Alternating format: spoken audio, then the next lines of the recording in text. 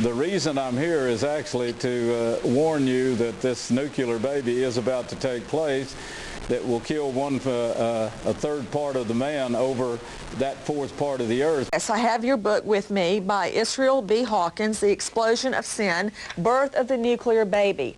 Now, what happened to the nuclear baby? You won't have long to wait. You'll see this nuclear baby. This nuclear baby is a war that is about to break out in and around the great river Euphrates that's going to kill a third part of man over that fourth part of the earth. How'd you find out about this? Nuclear activity. The world, the one that you live in, coming to an end. You may have heard about it. I want you to write this on your bathroom mirror, all the world who's hearing the lies told. Now, we were on all three news channels this morning and last night, and they were saying that I predicted the end of the world for, I think it's June the 12th, which is 2 more days. I've never, ever predicted the end of the world. The world is not... The world is not going to end. This earth is going to remain, and of course we're going to renew it. But it's the governments of the people and by the people that's going to bring themselves to an end. And of course that's going to start. It's going to start with nuclear war, with the nuclear baby that Yahweh is holding back. The first thing that's going to be is what you saw yesterday when it's in the hidden codes. The date that we gave, September 2006, that I found in Scripture was the same date that the hidden codes book shows would be the nuclear holocaust. Of course, that nuclear holocaust, they don't know it, but we know that it's being held back by Yahweh, as Revelation 7 showed. But this will be the beginning of the end of man's governments of the people and by the people. What the Scripture shows us, and what I've been bringing now here for about 20 years, and told you, you're going to see this, I said. Remember that? I said, you're going to see this, you're going to understand what the great wisdom that Yahweh gave us that we threw away. Everybody's going to understand that before this thing is over. Major environmental report came out of Britain this week. It's actually done by a former economist at the World Bank, a man by the name of Nicholas Stern.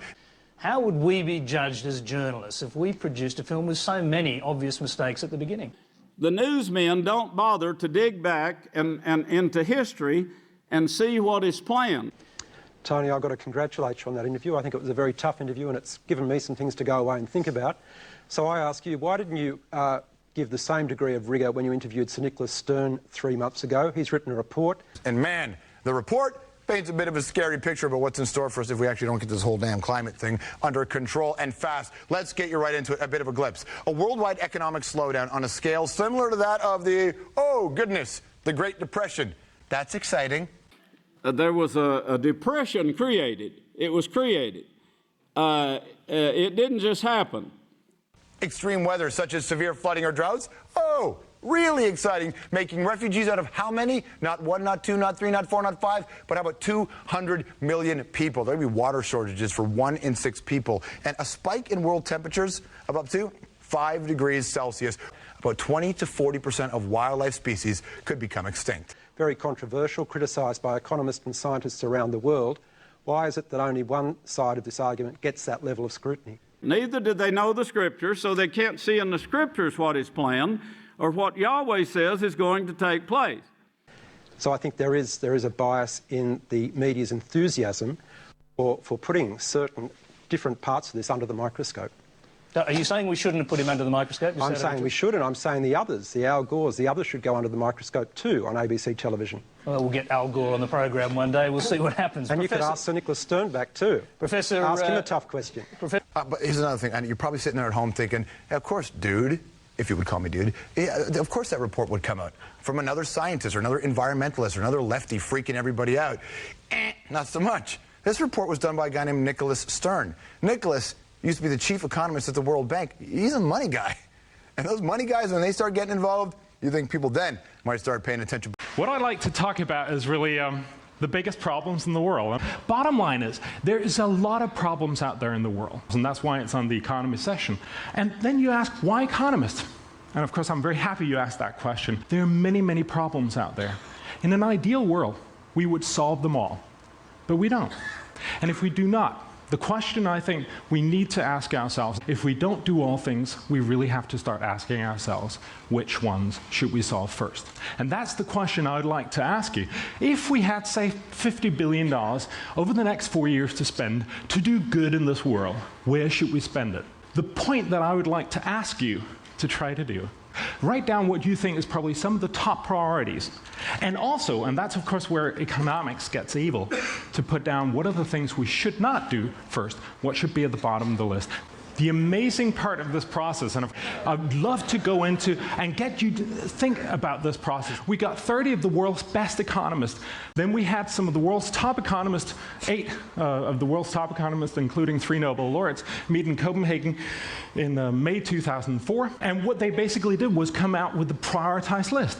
They basically came up with a list where they said there were bad projects. Look at how we do that. Basically projects where if you invest $1, you get less than $1 back.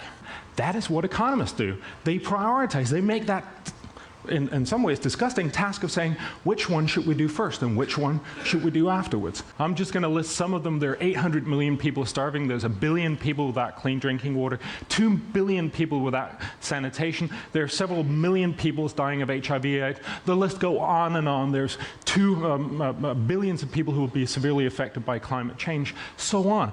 Then there's fair projects, good projects, and very good projects. And of course, it's the very good projects we should start doing. I'm going to go from backwards so that we end up with the best projects. These were the bad projects.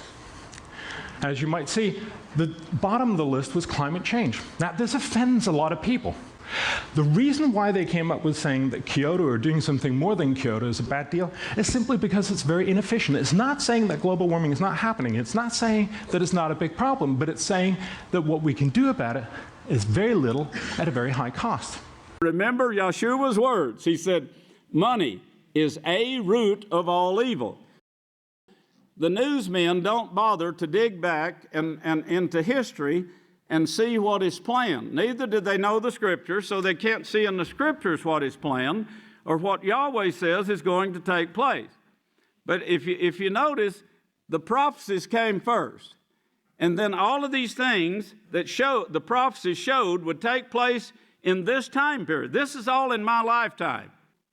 I saw all of this taking place, and I saw the plans of the government, and I see them coming to pass now, but I saw it in prophecy before I ever saw the plans of the government. Here, a controversial and thought-provoking documentary from filmmaker Martin Durkin questioning the view that humans are changing the climate.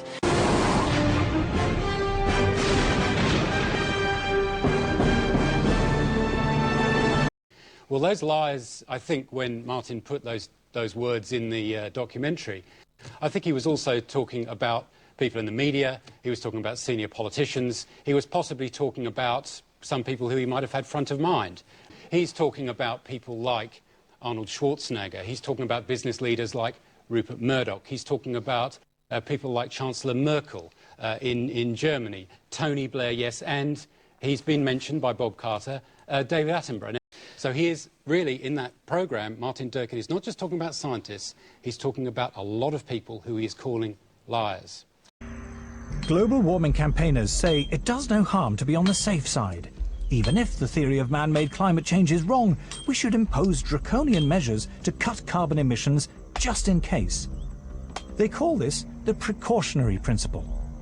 As a concerned citizen, what I'm interested in is the risk management plan that governments are going to have to fix up the problem of higher sea levels, refugees and people moving between countries and wars and those sort of things. So I'm really concerned about that. The precautionary principle is a very interesting beast. It's basically used to promote a particular agenda and ideology. At least one of our panel we haven't heard from yet, and I'm sure Greg Bourne, the Skeptics, would regard you as a turncoat, former Chief Executive of BP Australia to CEO of the World Wildlife Fund. I guess the way I look at this, Tony, is that I've got 35 years as a chemist, engineer and businessman. The way business goes is thinks about risk, and it works out what are the probabilities and should we move.